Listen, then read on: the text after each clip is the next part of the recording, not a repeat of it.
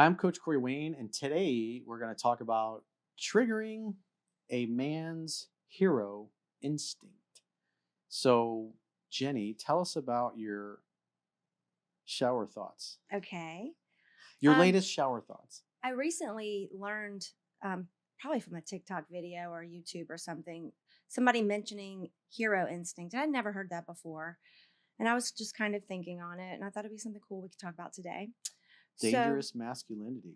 yeah, a man's hero instinct refers to him being needed and admired, like he likes to be the rescuer. They need to be the hero. They primarily bond through the vasopressin hormone, which is kind of overcoming challenges with your partner and like winning and competing. That's why they say a lot of dates are. It's really good to go to play golf together, or axe throwing, or build something, or an escape room, because this releases vasopressin for the man. The And number one most Hmm. important thing to men in a relationship is loyalty. And so Okay. that's the kind of thing that builds loyalty. Because in the old days, in the caveman days, it's your buddy had to have your back, or instead of capture or killing that bear and having something to eat, the bear would kill you and eat you. And so you had to know that the people you're with had your back. And so that natural male instinct, you want to feel that your girl's got your back Yeah, as and well. this is why the vasopressin bonding can be a great example of it. Is these soldiers that go to war and they're in combat together, and they go through these amazing, like, crazy trials, and they come out alive, and that there's this brotherhood and this bond that's like one of the tightest bonds that men make in life are these soldiers. And that's vasopressin bonding, because that's the main hormone that men bond with. So anyway, back to what I was talking about. Um, they like to be the hero. And so if men feel they have to earn this admiration, like it's not coming naturally, the love will die and the man no longer feels needed. Because being a provider is his natural instinct, if he feels he's failed his woman, he hasn't provided, he no longer feels needed or like a hero. He feels like he hasn't earned her trust, respect, admiration, or love. When women are critical, frustrated, and start taking on a masculine role, he feels rejected, and he starts like falling out of love, and he loses his libido. Yeah. So what if a guy? Because the other thing is, men want to feel. We want to feel successful in a relationship, and to us, success. If our girl's happy, we did that. If she's not happy, that's our fault too. And when women just berate a guy and abuse him verbally, emotionally, mentally over and over, eventually the guy gets to the point where he's like, man, I just cannot succeed at making this woman happy. No matter what I do, she's pissed off, she's not happy. So eventually he just says, fuck it. I can't. I give up. And he stops trying, which obviously pisses her off even more and ultimately leads to the breakup. And that's what happens with a lot of guys in a relationship. They check out because she's just Yeah, modern women are in the workforce and they don't necessarily need to be provided for anymore, and we're not always in danger, so we don't need to be rescued as much anymore. So I think this creates frustration with men because they're not feeling that instinct to be that hero. yeah, they don't feel like it. And then society and feminism has told women that they can do everything. And so some women that goes to their head. And then it enables their abusive behavior and just constant berating of the guy. And till the point where the guy eventually just disengages because he just gives up in essence. His spirit is broken. He's Yeah, given up on trying to make her happy or placate her or please her, and he checks out. his need to feel like the man is just not being filled. And he starts working with this cute, hotter, younger girl with a good attitude who's extremely feminine, And appreciates him. likes him, appreciates him, talks to him, maybe tells him about her boyfriend problems or whatever, and then she breaks up with him, and then they go out and have drinks. Then he confesses how he's not happy with his wife, and all she does is bitch, and they hardly ever have sex, and then he's hanging out with her, and she's easygoing, easy to get along with. She likes him. She starts touching him. Her knee bumps his as they're sitting next together. She leans in real close. She shows her neck. She looks at his lips. He looks at hers. Sometimes she kisses him. He kisses her. One thing leads to another, and And an affair happens. So if you want to drive your man away, nag him to death, and eventually he will go hang out with a chick who's probably younger and prettier and is easier going, easy to get along with. That's what I was going to go into next, is that this is why you see this trend with older guys taking care of younger women who need them. Because one of our 6 human needs is significance. We got to feel like we're important, our life matters, our effort matters. And if our girl is just constantly berating us and we're working our ass off all the time, we come home, we get no pussy, and we get a grumpy woman, and she's always yelling at us. And then you got some cute, hotter, younger girl I work with who's just, man, ooh, she's such a breath of fresh air, and she seems to like me, Mm-hmm. and she thinks she's gonna rescue him from his bad marriage because she's kind of a fixer upper. It happens. So there's consequences on both sides. And if men neglect their women and they don't date, and because when I do coaching sessions with guys in long-term relationships, it's always the same couple of things. Either he's not communicating with her and opening her up and making her feel heard and understood, or he stopped dating and courting her and making her feel special. If you don't date and court your wife, eventually some other dude is going to date and court her for you and solve that problem. So, I mean, it's a double-edged sword. If ladies are just a pain in the ass, they'll drive a dude away, and hotter, younger chick comes along. It's hard not to get enchanted. Who wants to deal with an absolute raging cunt at home when you have this smoking hot younger girl who's all over you? And part of the reason she's all over you is because you're unattainable, because you're married and you're taken. So it's a challenge to her. And she Mm-hmm. decides she's going to make you hers, and it happens. Happens a lot. I was thinking that So ladies, make sure you're sucking and fucking and draining your man's balls dry, or eventually some other chick will. Okay, gross.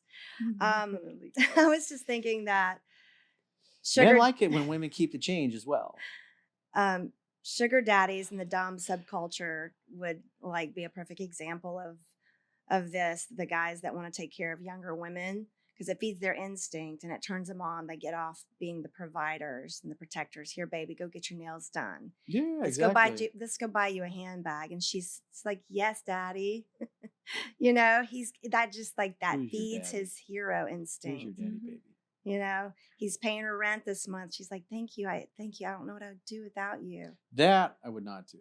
Ain't no paying no rent. That's the interesting thing. When you give to a giver, the giver gives back. There are women that are givers. They're always buying you shit. And then there are women that don't buy anything. It's important to have a woman that's a giver.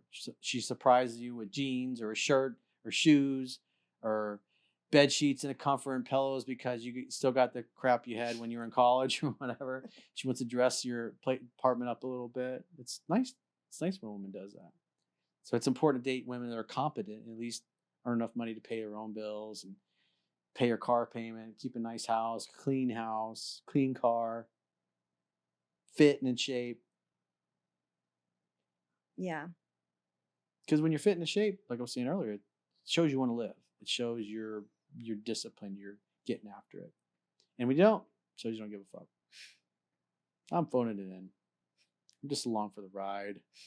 Just gonna sit in the back seat here in the back of the classroom and just slowly stroll through life. Try to not make too many waves. Don't want to piss anybody off. Don't want to ruffle a few feathers. Don't want to rock the boat. Don't want to offend anybody. So I was thinking along the same lines of men dating younger women. Do men want younger women because they're easier to mate with and date, or however you want to court, have a relationship, whatever? And I was kind of thinking that it goes along with that hero instinct, but I was also thinking that they're not going to push back as much, a younger woman, because they have less experience. They may be more naive, less street smarts. They haven't been around the block as many times. Older women are more firm in their boundaries. They push back. They're not as intimidated, more confident, maybe more in their masculine. And this causes men to lose attraction because they're not as feminine and, submissive, as you like to say, Well, as a younger girl. what is everybody universally like? You got the old golden retriever that's 10 years old. He's moving a little slow. Or you got the little puppy, the little golden retriever puppy that's jumping on everybody. Who's everybody show the most love to? Obviously, the puppy. There you go. I Yeah. mean, at the end of the day, men are visual creatures, and a Mhm. hot, younger, voluptuous, fertile young woman is just, that's what you're gonna get. Or the But old chicken Makes the best soup. but here's the thing though. Yes, men want younger women, but what happens? She could have the beautiness, but maybe she's not smart. Maybe she doesn't cook. So is it really worth having that beautiness if she doesn't do the chores as a woman that she's supposed to do? Because I've seen that a lot. Mhm. Where my aunt, she was Better married. do my laundry, woman. My aunt was happily married Those with my dishes uncle. better be done. And for some reason they didn't work out towards the end, and he cheated on her. He had Dinner an better be affair, ready by 6 p.m. and he went for a younger woman. Fetch for a my woman slippers. in his job. He fell for his assistant. Yeah. Gorgeous girl. I'm telling you, she was, I think, Venezuelan or Colombian. I forgot what she was. Great body. She had like the nice bust, the nice butt, like everything. And then she had another child. I remember it was an older child, but she didn't know how to cook. She didn't know how to clean. She didn't know how to do anything. She was a non-functioning And he left woman. her. Oh, he did. He did leave her, but he left her with a child. Damn. Got to be a Wow. competent woman, and that's a woman who was And not of holding up course her you end of the want, bargain. like I said, like the younger woman you wanted. It's like the adrenaline, but then like realize if she can't do the roles, is it really Right. worth breaking a marriage? Is it worth going to someone younger? Mhm. Because remember, you want the whole package. You want someone who's beautiful, who is smart, independent, has her job, is able to maintain her children, and knows how to do the chores. And at the same time, go sleep with her husband when they need to, things like that. My opinion. I don't know. Yeah, that's a good point. I guess there's a lot of different scenarios in the world. Yeah. But The reality that's like is- the ideal. Like, that's the thing. A lot of people settle all the time. They don't go for their ideals. They just take what they Exactly. can get. They're just like, And then when they get what? older and they have their midlife crisis, if you will, they're like, yeah, I fucking settled. It's like, I've talked to so many dudes, got kids and families over the years, probably thousands of them at this point, and they're like, it rots their souls. But it's like you get, especially as you get towards, like I was saying, like 50, it's the guy, for men, it's the midlife crisis. They go out and get the sports car or whatever. I mean, at the end of the day, you come to a point in your life, you recognize you're going to die. You're living in a body that's not going to live forever. And your time is getting shorter and you're losing people. And the older you get, the more people you've lost. And it's just eventually you go, this shit's going to end. I don't want to go to my grave and live this way for the next 20, 30, 40 years, whatever it happens to be, until I shuffle off this mortal coil. And you're going to do what's going to make you happy. Even if people say, you're being selfish, because I get that a lot too with the phone sessions I've had with guys. Because then, especially, guys that have been married for 30 years, 35 years, and the wife stopped having sex with them at year 15. Jeez. And they finally are like, the kids are adults and they're like, fuck this. They've been sleeping in separate rooms and they leave. They read a book like mine. They're rocking and cocking. They're rocking out with their cock out. They're having a damn good time. They've been with the same woman since they were like 16, 17 years old. They ain't got any pussy in like 15, 16 years. It's like That's crazy. they're ready to rock out with their cock out because the wife wasn't putting out. And the kids get pissed and how dare you leave mom, and they don't talk to them for a while. But when the kids find out what actually was going on, Right, and when they mom mature. wasn't putting out for the last 15 years, it's like eventually they come around. Yeah. You got to make you happy because they need a good example anyways, because otherwise they'll go and get in the same kind of relationship, loveless, sexless, roommates, sleeping in separate rooms. Mm-hmm. Fuck that. It shortens your life. That destroys any hope you have. You give up on everything. You give up on your dreams. Why take care of your body? If you're married and you feel like you got to stay with that person the rest of your life, she's let herself go. She sleeps in another bedroom. She doesn't want to have sex with you. Why should you work out? Why should you do anything to take care of yourself? Why should you strive in your career to get ahead? Why would you even strive to invest in the stock market? Who cares? You're not happy. Mm-hmm. You have no like You got no hope. reason. You got no hope. There's no emotion compelling anything. You Yeah. feel like this is my life. This is my existence, and it sucks. What's the incentive of even trying? Yeah. Yeah. Right. You're And just like I like said, waving the white flag. Like, 50, yeah, exactly. 55 years old. Most people are going, all right, give me the pill. Fuck it. I don't care. Yeah. I see that. Well, to continue what we were talking about, around the age of 30, what was it that Rollo said in his book? The woman hits her wall at 34. No, between women hit it at 28 like, to 30. no, it's like, a woman's peak sexual market value where she's the hottest Uh-huh. and the most supple and the skin's perfect and the body is perfect and she has that youthful, beautiful radiance is usually by 24, 25. Oh, wow. That's That kind of, early. Okay. yeah, the sexual market value starts to decline. And then after that, you get into your late 20s, you start to notice that the 21, 22-year-old girlfriends of yours or coworkers are now getting more attention from Mm-hmm. guys. Whereas just a few short years ago, everybody's paying attention to you. And that happens. So they call it hitting the wall. And then men tend to peak around, they say 35, 36, because it takes guys a while to figure themselves out, figure life out, figure the purpose, their mission, get to some competency, some success, have a little bit of money. When do men hit the wall?